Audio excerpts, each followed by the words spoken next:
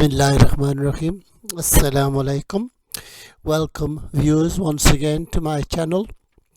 Those of you that have subscribed before, most welcome, and if you are new, once again you are most welcome. Apologies once again for the the late delivery, but as you might be able to guess from my voice, I still have a chesty cough. So if I start spluttering, please do forgive me. Okay, so back to the PowerPoints. So today's presentation or lesson is on what we call equivalent fractions, where we have one value and we need to express that or show that in relation to another and put them in the same format. Okay, so I think when we do some examples, all will be revealed. Okay, so the plea, as always, please, once you've viewed the videos, do share. I love to see your comments, and most of all, I desperately need subscribers. The views, fantastic. I have over 10,000 views, but subscribers is just barely over 100. So please, once you've seen the videos, if you are new, please do subscribe. Please tell others to subscribe as well. It means so much. Okay then, so let's start. Okay, so we already know some of this, and obviously this information is needed to do this topic as well. So we need to simplify, or we need to have that skill. So if you remember, we look at both the fractions, the numerator and the denominator, and see how we can make it more simpler. And in this case, we can divide by 6, because 12 divides by 6 and 30 divides by 6. So 6 goes into excuse me, 6 into 12 goes twice, and 6 into 30 goes 5 times. And on the other side, we can divide both the numbers by 3. So 33 divided by 3 is 11, and 39 divided by 3 is 13. So we must always do this. Okay, so in this lesson we're going to be working on comparing fractions to decide which is larger. Once again, a very popular topic on the SATs papers, and as I've told you on previous occasions, I have a number of students who do the 11 plus, and it's always on that topic as well. So it's main use obviously to compare results when they're in different formats. So obviously if we have examples like percentages, that's straightforward, it's out of 100, but it's when you have other amounts that you need to turn that into either a percentage or the same fraction. Okay, so some fractions are obviously very easy to find an equivalent of. For example, a half of anything, the amount, then you just simply half it. And for illustration purposes, I've put 4 here. Okay, so had the amount been 100, then obviously the half of that is 50. But here I've chosen to, for the pie chart, the equivalent of 1 over 2 is 2 over 4. Similarly, if it was a third, that's easy. One example of that would be 2 over 6. Okay, so we need to look out for that, whether the question is going to give us sort of equivalent fractions straight away, whether we can work them out. Okay, but obviously they're not going to be that easy that they go straight away. Okay, moving on. Sorry, so I hope this isn't too fast. I mean, we have covered this before, but the skill is moved too quickly there. Just take it back a bit. 7/9 is the answer.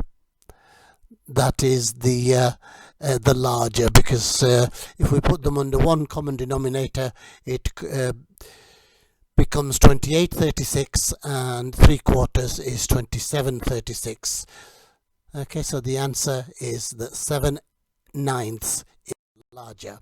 Okay, so another example for you. Who did better in their test? Was it Ben or was it Ali? Okay, so here we have two common denominators, 12 and 36. Again, we could multiply them, but 12 and 9 given the common denominator then. So the common denominator is 36. So notice in this one we didn't need to times 12 by 9. There is another number in the 12 times table that 9 will go into. So once again, what we do to the bottom number, we must do to the top number. Here we multiplied 12 by 3 to get 36, therefore we must times the top number, therefore that is 21 over 36. Here we multiplied 9 by 4, therefore we must multiply the top number by 4, therefore the answer to this question is Ali did a lot better. Okay, so once again, so what I'm going to do, I'm going to pause for this one so that you've got a little bit longer. Okay, so don't forget, once again, we need to find a common denominator. And the two numbers that we need to look at are 20 and 50. So what number will they both go into? So I'll just pause for 10 seconds so that you have chance to stop it as well and do this yourselves before I reveal the answer.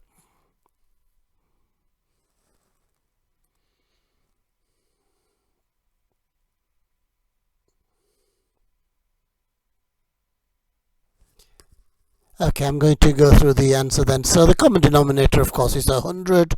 Okay, so 50 goes into 100 and 20 goes into 100.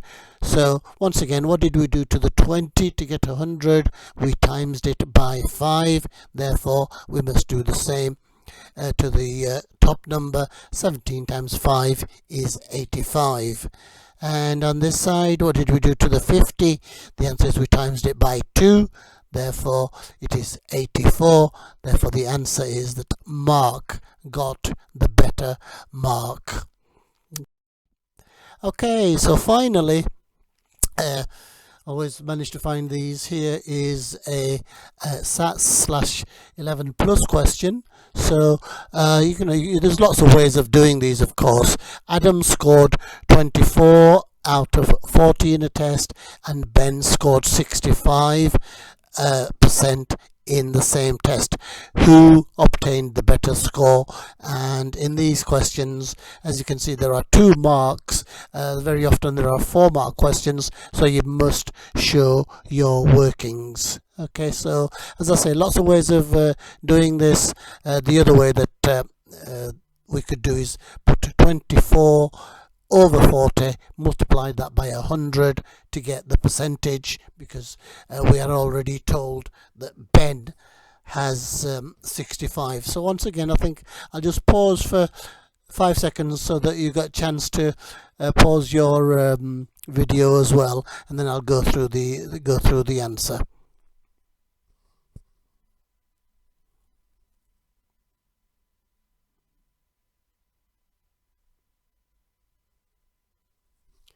Okay, so looking at this, then we just need to look at the 24 out of 40, really, how we can turn that into a percentage. And percentage, of course, means out of 100. So we need to turn the bottom number into 100. So the way that I've done it is I've divided by 2.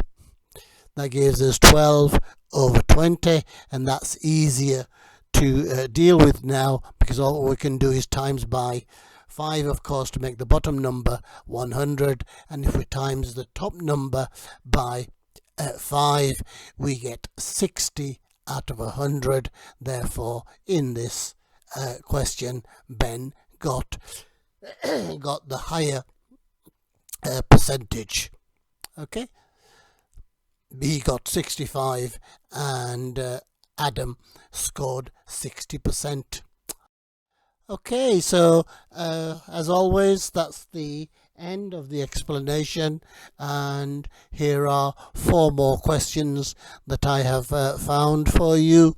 So once again, pause for a short while, and then obviously the answers will be revealed. So hopefully that's another little topic within the SATs and 11 plus that we have learned, and I do hope that it's useful. So please do comment and tell me what you think of the presentations, and tell me of other things that you would like done. It may be that I don't have the notes because I am not a maths teacher. I am essentially an English teacher, but obviously I have taught at this level in a primary school and as a tutor, so I do have a lot of notes on the topics. Okay, so I'm going to reveal the answers then. Alright, here are the answers which you can go through at your leisure. I've tried to explain them as much as I can, but any problems then do please email me via the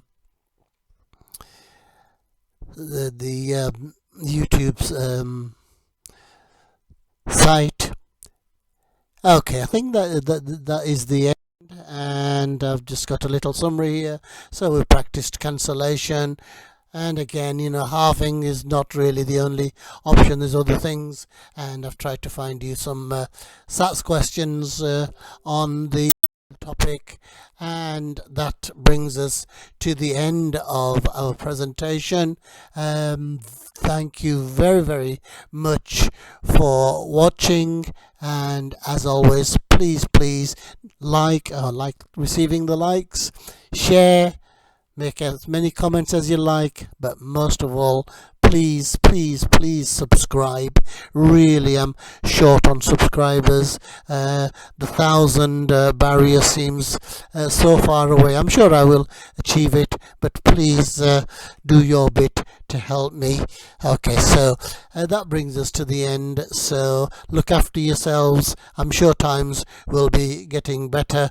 The weather today in the UK was a lot better, so I was feeling a lot better until obviously I started talking and then getting the coughs again, but we got through it in the end, didn't we? Okay, so look after yourselves, look after others, अपना ख्याल रखना, दूसरों का भी ख्याल रखना, दुआओं में याद रखना. Allah Hafiz. Goodbye.